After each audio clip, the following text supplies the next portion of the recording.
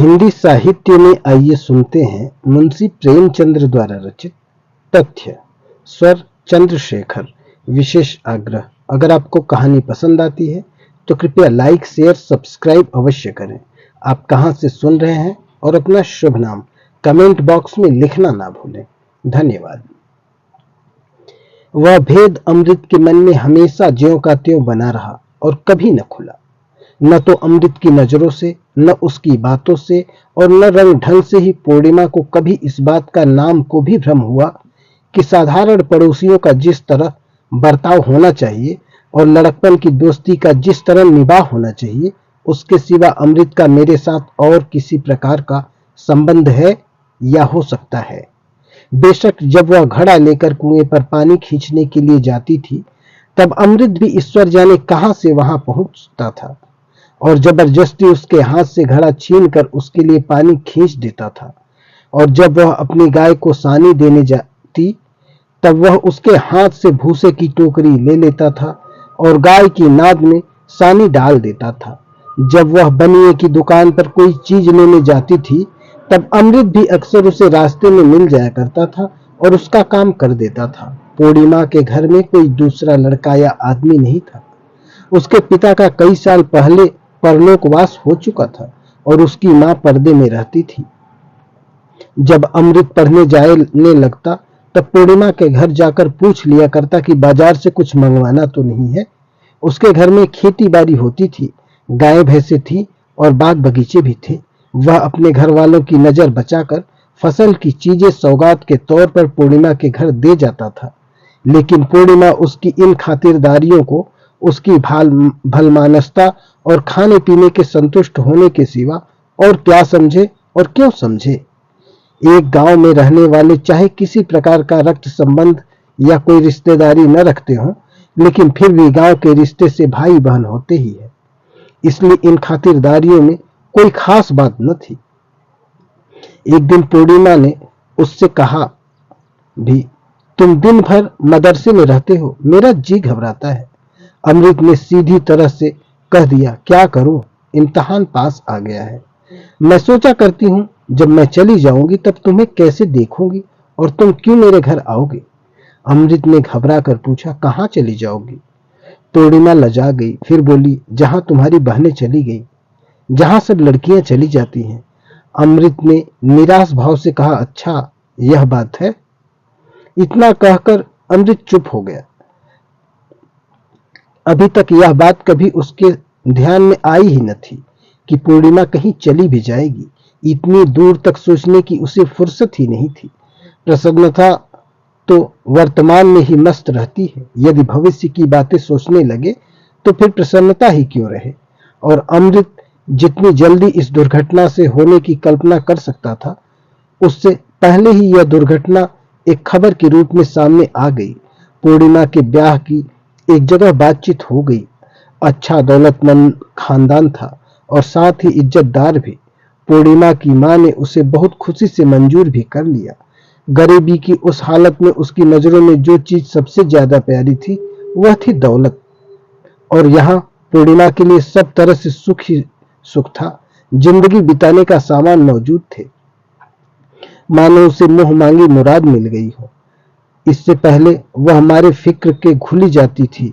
लड़की के ब्याह का ध्यान आते ही उसका कलेजा धड़कने लगता था। अब मानो परमात्मा ने उसके एक ही कटाक्ष से उसकी सारी चिंताओं और विकलताओं का अंत कर दिया। अमृत ने सुना तो उसकी हालत पागलों की सी हो गई। वह बेतहाशा पूर्णिमा के घर की तरफ दौड़ा, मगर फिर लौट पड़ा। होश ने उसके पैर रोक दिए। वह सोचने लगा कि वहां जाने से क्या फायदा, आखिर उसमें उसका कसूर ही क्या है और किसी का क्या कसूर है। अपने घर का आया और मुंह ढककर लेट गया। पूर्णिमा चली जाएगी, फिर वह कैसे रहेगा। वह विचलित सा होने लगा। वह जिंदा ही क्यों रहे, जिंदगी में रखा ही क्या है। लेकिन यह भाव भी दूर हो गया और उसका स्थान लिया उस निस्तब्धता ने जो तूफान के बाद आती है। वह उदासीन हो गया। जब पूर्णिमा जाती ही है तो वह उसके साथ कोई संबंध क्यों रखे, क्यों मिले जुले। और अब पूर्णिमा को उसकी परवाह ही क्यों होने लगी? और परवाह ही थी कब? वह आप ही उसके पीछे कुत्तों की तरह दुम हिलाया करता था। पूर्णिमा ने तो कभी बात भी नहीं पूछी, और अब उसे क्यों अभिमान न हो? एक तो लखपति की स्त्री बनने जा रही है। शौक से बने, अमृत भी जिंदा रहेगा, मरेगा नहीं। यही इस जमाने की वफादारी की रस्म है। लेकिन यह सारी तेजी दिल के अंदर ही थी और निरर्थक थी। भला उसमें इतनी हिम्मत कहाँ थी कि जाकर पूर्णिमा की मां से कह दे कि पूर्णिमा मेरी है और मेरी ही रहेगी। गजब हो जाएगा, गांव में आफत मच जाएगी। ऐसी बातें न गांव की कहानियों में कभी सुनी है और न देहातों में कभी देखी है। और पूर्णिमा का यह हाल था कि दिन भर उसका रास्ता देखा करती थी। वह सोचती थी कि क्यों मेरे दरवाजे से होकर निकल जाता है और क्यों अंदर नहीं आता। कभी रास्ते में मुलाकात हो जाती है तो मानो उसकी परछाई से भागता है।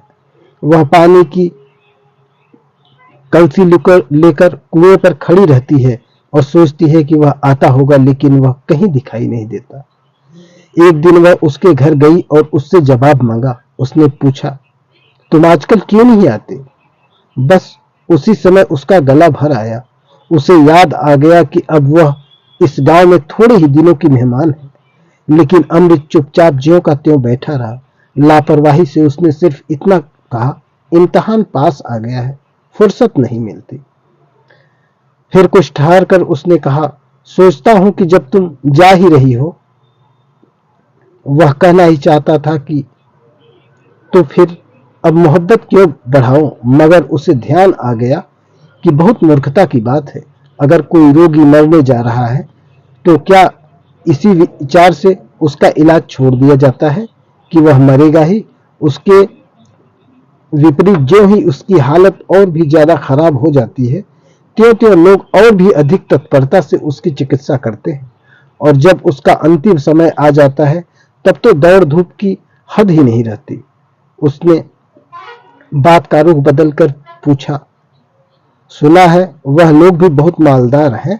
पूर्णिमा ने उसके ये अंतिम शब्द सुने ही नहीं या उनका जवाब देने की जरूरत ही नहीं समझी। उसके कानों में तो जवाब का पहला हिस्सा गूंज रहा था।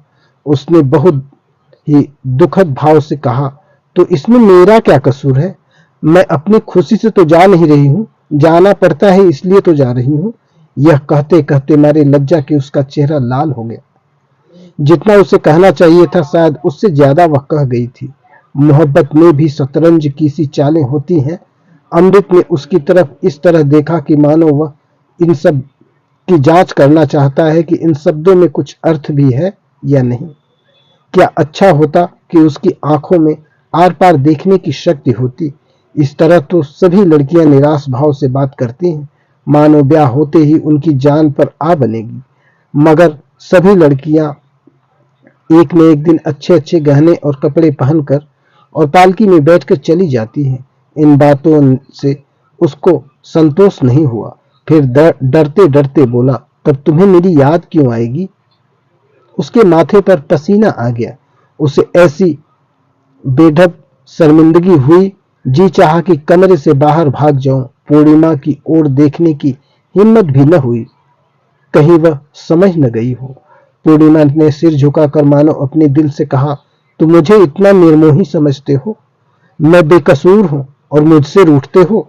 तुम्हें इस समय मेरे साथ सहानुभूति होनी चाहिए थी।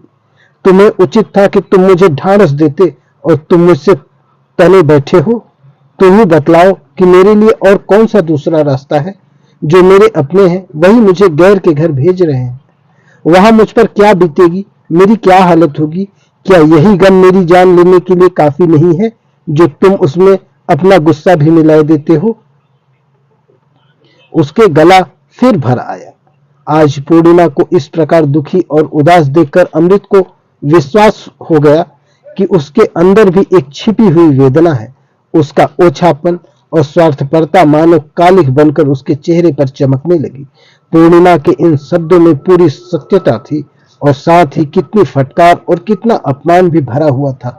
जो पराये हो उनसे शिकायत ही क्यों करे? अवश्य ऐसी अवस्था में उसे पूर्णिमा को ढाढ़स दिलाना चाहिए था।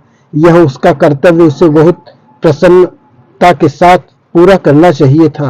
पूर्णिमा ने प्रेम का एक नया आदर्श उसके सामने रख दिया था और उसका विवेक इस आदर्श से बचकर नहीं निकलने देता था। इसमें संदेह नहीं कि प्रेम की एक स्वार्थ त्याग है, परंतु बहुत बड़ा और जिगर को जलाने वाला है। उसने लज्जित होकर कहा, माफ करो पूर्णिमा, मेरी भूल थी, बल्कि बेवकूफी थी। पूर्णिमा का ब्याह हो गया। अमृत जी जान से उसके ब्याह के प्रबंध में लगा रहा। दूल्हा अधेड़ था, तोंदल और भोंडा था और साथ ही बहुत घमंडी और बदमिजाज भी था। लेकिन अमृत ऐसी तत्परता से उसकी खातिरदारी कर रहा था कि मानो वह कोई देवता हो और उसकी एक ही मुस्कुराहट उसे स्वर्ग में पहुंचा देगी। पूर्णिमा के साथ बातचीत करने का अमृत को अवसर ही न मिला और न उसने अवसर निकालने का कोई प्रयास किया। वह पूर्णिमा को जब देखता था तब वह रोती ही रहती थी और अमृत आंखों की जबान से जहां तक हो सकता था बिना कुछ कहे उसे जितना ढाढ़स और तसल्ली दे सकता था वह देता था और उसके प्रति सहानुभूति दिखलाता था। तीसरे दिन पूर्णिमा रो धोकर ससुराल विदा हो गई। अमृत ने उसी दिन शिव जी के मंदिर में जाकर परम निष्ठा तथा भक्ति से भरे हुए दिल से प्रार्थना की कि पूर्णिमा सदा सुखी रहे। जब नया और ताजा गम हो तो फिर इधर उधर से और फालतू विचारों का भला इसमें प्रवेश कहां हो सकता है। दुख तो आत्मा के रोगों का नाशक है, परंतु मन में उसे एक तरह की शून्यता का अनुभव हो रहा था, मानो अब उसका जीवन उजाड़ हो गया है। अब उस 3 बरस बाद पूर्णिमा फिर मैके आई। इस बीच में अमृत का भी ब्याह हो गया था और जीवन का जुआ गर्दन पर रखे हुए लकीर पीटता चला जा रहा था, परंतु उसके मन में एक ऐसी अस्पष्ट सी वासना दबी हुई थी जिसे वह कोई स्पष्ट रूप नहीं दे सकता था। वह वासना थर्मामीटर के पारे की तरह उसके अंदर सुरक्षित थी। अब पूर्णिमा ने आकर उसमें गर्मी पैदा कर दी थी और वह पारा चढ़कर सरसाम की सीमा तक जा पहुंचा था। उसकी गोद में 2 बरस का एक प्यारा सा बच्चा था। अमृत उस बच्चे को दिन रात मानो गले से बांधे रहता था। वह सवेरे और संध्या उसे गोद में लेकर टहलाने जाया करता था और उसके लिए बाजार से तरह तरह के खिलौने और मिठाइयां लाया करता था। सवेरा होते ही उसके जलपान के लिए हलवा और दूध लेकर पहुंच जाया करता था।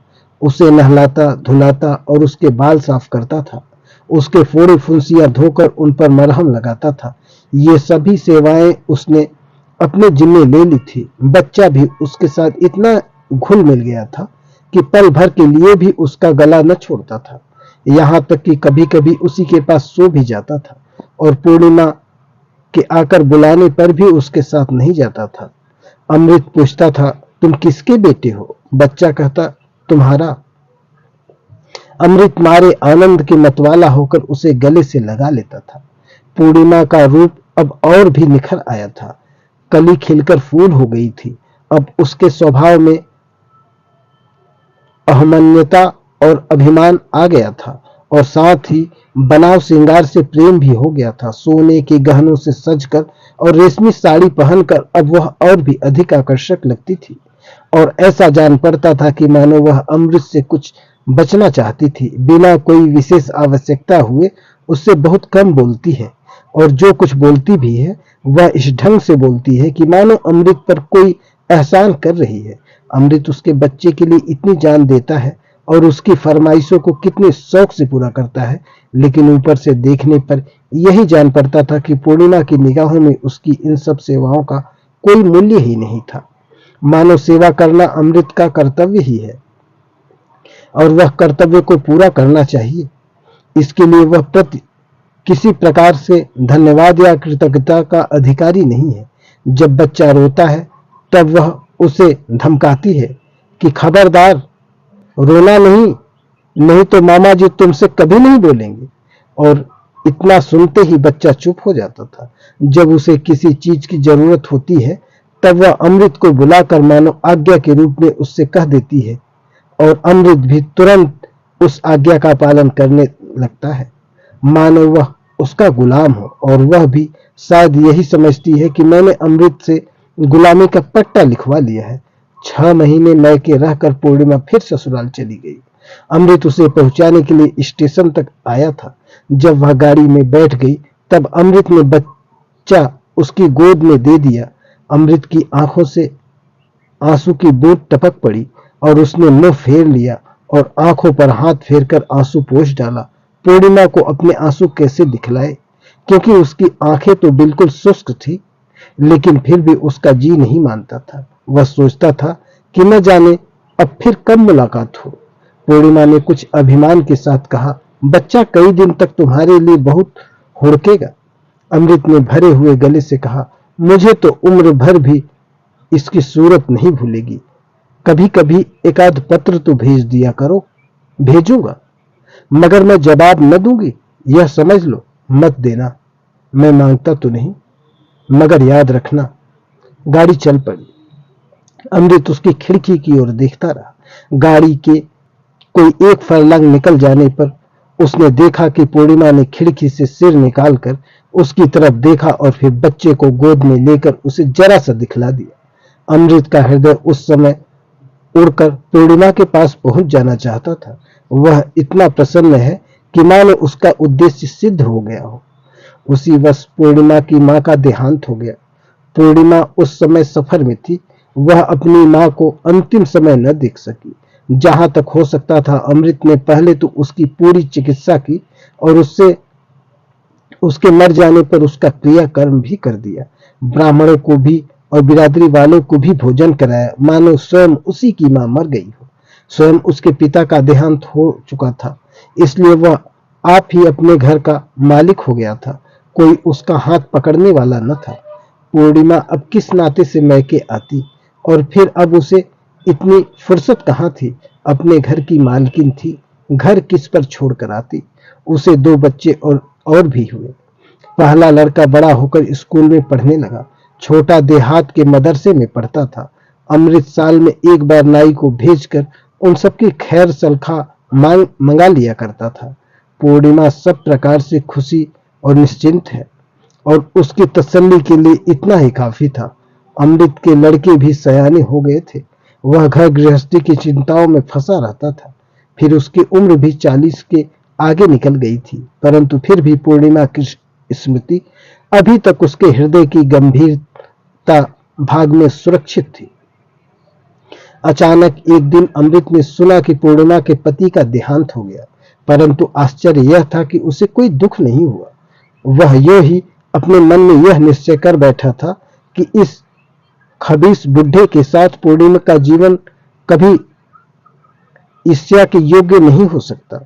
कर्तव्य की व्यवस्था और पतिव्रत धर्म के पालन के विचार से उसने कभी अपना हार्दिक कष्ट प्रकट नहीं किया था, परंतु यह असंभव है कि सभी प्रकार के सुख और निश्चिंतता के रहते हुए भी उस घृणित व्यक्ति के साथ उसे कोई विशेष प्रेम रहा हो। यह तो भारतवर्ष ही है जहां ऐसी अप्सराएं ऐसे अयोग्य कुपात्रों के गले बन जाती हैं, और नहीं तो यह पूर्णिमा किसी दूसरे देश में होती तो उस देश के नवयुवक उस पर निछावर हो जाते। उसकी मरी वासनाएं फिर जीवित हो गई। उसमें वह पहले वाली झिझक नहीं है, और न उसकी जबान पर वह पहले वाली मौन ही मोहर है। और फिर पूर्णिमा भी अब स्वतंत्र है। अवस्था के धर्म ने अवश्य ही उसे अधिक दयालु बना दिया होगा। वह सोखी, अल्हड़पन और लापरवाही तो कभी की विदा हो चुकी होगी। उस लड़कपन की जगह अब उसमें अनुभवी स्त्रियों की सी वे सब बातें आ गई होंगी जो प्रेम का आदर करती हैं और उसकी इच्छुक होती हैं। वह पूर्णिमा के घर मातम पुरसी करने जाएगा और उसे अपने साथ ले आएगा, और जहां तक हो सकेगा उसकी सेवा करेगा, और पूर्णिमा के केवल समीप से ही उसका संतोष हो जाएगा। वह केवल उसके मुंह से यह सुनकर ही हार्दिक संतोष प्राप्त करेगा कि वह भी उसे याद करती है, अब भी उससे वही बचपन का सा प्रेम करती है।